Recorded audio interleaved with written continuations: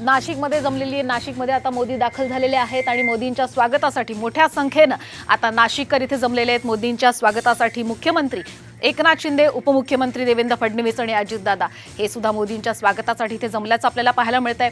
आणि पोलीस महासंचालिका रश्मी शुक्ला या सुद्धा मोदींच्या स्वागतासाठी नाशिकमध्ये दाखल झालेल्या आहेत। अतिशय ऐतिहासिक असा हा मोदींचा नाशिक दौरा असणार आहे, महाराष्ट्र दौरा असणार आहे आणि अगदी थोड्याच वेळात मोदी यांच्या या रोड शोला सुरुवात होणार आहे। आपण थेट दृश्य पाहतोय साम टीव्हीवरती की मोदींच्या रोड शोला थोड्याच वेळात सुरुवात होणार आहे आणि नाशिकमध्ये आता पंतप्रधान नरेंद्र मोदी हे दाखल होत आहेत।